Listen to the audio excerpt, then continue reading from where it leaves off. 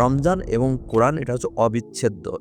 রমজান মানে কিন্তু শুধুমাত্র নামাজ পড়া না, রমজান মানে শুধুমাত্র তারাবি পড়া না, রমজান মানে তাহাজ্জুদ না, শুধু রমজান মানে ইফতার করা না, সেহরি করা না, এগুলো তো থাকবেই, কিন্তু রমজান অ্যান্ড কোরআন এই দুটো কিন্তু অঙ্গাঙ্গিভাবে জড়িত।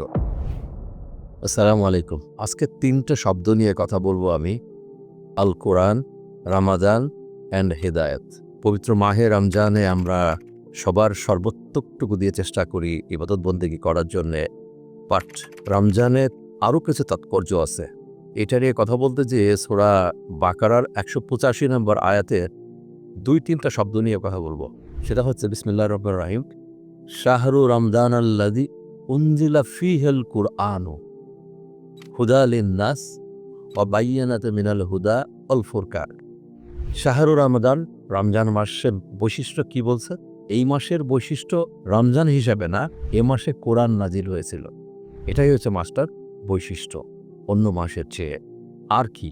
হুদা লিন্নাস, যে শব্দ নিয়ে আমি কথা বলতে চাচ্ছি সেটা হচ্ছে এইটা, হুদা লিন্নাস।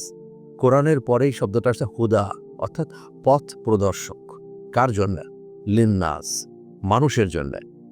দুটো শব্দের মধ্যে নাস শব্দটা নিয়ে যদি কথা বলি, নাস কিন্তু সামগ্রিকভাবে মানব জাতিকে উদ্দেশ্য করে বলা হতেছে। কোরআনে অন্য জায়গায় বলে কি, ইয়া আইয়ুহাল্লাযিনা আমানু, এখানে বলা হচ্ছে নাস, মানুষকে। তার মানে এখানে মুসলমানদেরকে উদ্দেশ্য করে বলা হয়নি, এখানে বলা হচ্ছে সামগ্রিকভাবে পৃথিবীর সমস্ত মানুষকে বলা হচ্ছে। সমস্ত মানুষের জন্যে হুদা, অর্থাৎ পৃথিবীর সমস্ত মানুষের জন্য পথ প্রদর্শনী। সারাটা দিন যদি আমরা ১৭ থেকে ২০ বার বাসার কাউকে খাবার দাও, পানি দাও, ওষুধ দাও বলতে থাকি, এবং at the end of it if we do not get it, কেমন লাগবে না পাইলে?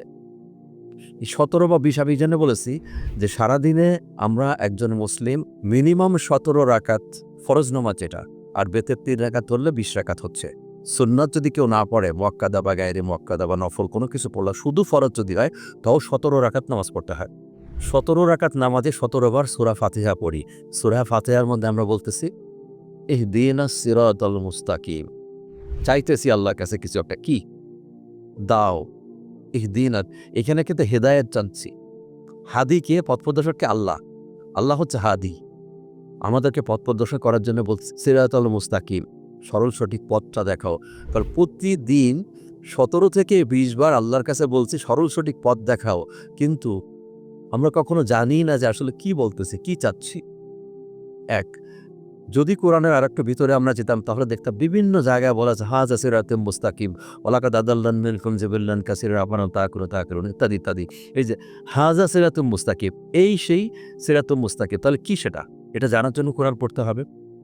আর এই আয়াতটার মধ্যে যেখানে বলে হুদা লিন্নাস, মানুষের জন্যে পথ প্রদর্শন আছে, তাহলে সূরা ফাতিহার মধ্যে যে হুদা বা যে ইহদিনাস সিরাতাল মুস্তাকিম বলি আমরা, সেটা কোরআনের কথা আল্লাহ তাআলা বলে দিচ্ছে যে কোরআনের মধ্যে সেটা আছে।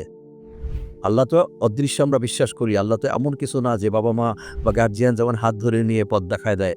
এখানে তো পথ দেখায় দেওয়ার কিছু নেই। পথ দেখানোর জন্য আল কোরআন আছে এবং নবী করিম সাল্লাল্লাহু আলাইহি ওয়াসাল্লামের হাদিস আছে।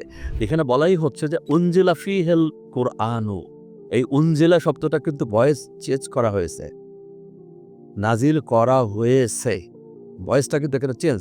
উনজিলা ফীহিল কুরআনু, এই মাসে কোরআন নাজিল করা হয়েছে এবং সেই কোরআনের মধ্যে কি আছে? হুদা আছে, পথ প্রদর্শন আছে, লিন্নাস, আর কি আছে? ওয়াবায়্যিনাতি মিনাল হুদা ওয়াল ফুরকান। হিদায়াত যে জিনিস, হিদায়াতের একটা সুস্পষ্ট ডিস্টিংক্টিভ ডেসক্রিপশন আছে, হুদা কি জিনিস, আর ফুরকান, ফুরকান অর্থাৎ সত্য এবং মিথ্যার যে বিভেদকারী, বিভেদকরণ যেটাই আমরা বলি না কেন, এইটা অর্থাৎ হেদায়েত এবং সত্য মিথ্যা বিভেদকরণ, এই জিনিসটা স্পষ্ট করে কোরআনে বলে দেওয়া হচ্ছে। এটা অন্ধকার, এটা আলো, এটা রাত, এটা দিন। আমি এই আয়াতের বাকি অংশে যাচ্ছি না, পরবর্তীতে যখন আমরা চাচ্ছি যে ইহদিনাস সিরাতাল মুস্তাকিম সিরাতাল্লাযিনা আনআমতা আলাইহিম, তো কোন সিরাত, কোন রাস্তা? সিরাতাল্লাযিনা আনআমতা আলাইহিম, নেয়ামত দিয়েছ, আনআমতা আলাইহিম, তাদের উপরে, যাদের উপর তুমি নেয়ামত দিয়েছ তাদের উপরে। আর একটা জায়গার থেকে বলছি এটা দিও না, কোনটা সেটা? গায়রিল মাগদুবি আলাইহিম, তাদের প্রতি যাদের উপর তোমার গজব আছে, গজব আছে, ওরা দল, যারা পথভ্রষ্ট, অর্থাৎ তাদের যে কিতাব ছিল সেখান থেকে তারা পরিবর্তন পরিমার্জন অনেক কিছু পরিবর্তন করে পথভ্রষ্ট হয়ে গেছে।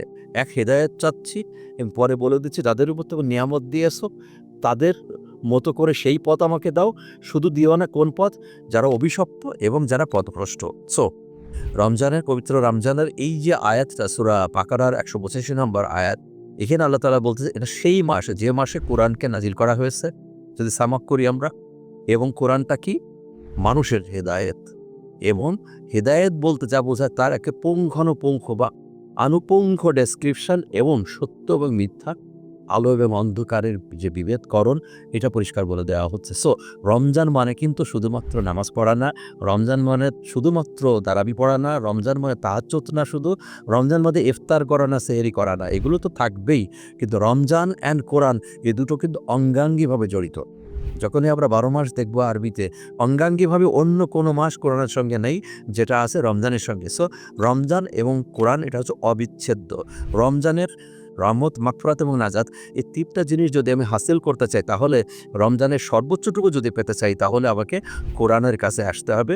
যতগুলো ইবাদত বন্দেগী আছে প্রেসক্রাইব, সেগুলোর পাশাপাশি নফল ইবাদতের পাশাপাশি কোরআন অধ্যয়ন এবং কোরআনকে বোঝা হচ্ছে সবচেয়ে উত্তম নফল ইবাদত, তাহলেই সম্ভব হবে। কারণ আবারও বলবো ১৭ বা ২০ বার সূরা ফাতিহা পড়েও আমরা কিন্তু কখনোই এটা জানি না যে ইহদিনাস সিরাতাল মুস্তাকিম আমি আল্লাহর কাছে বলতেছি।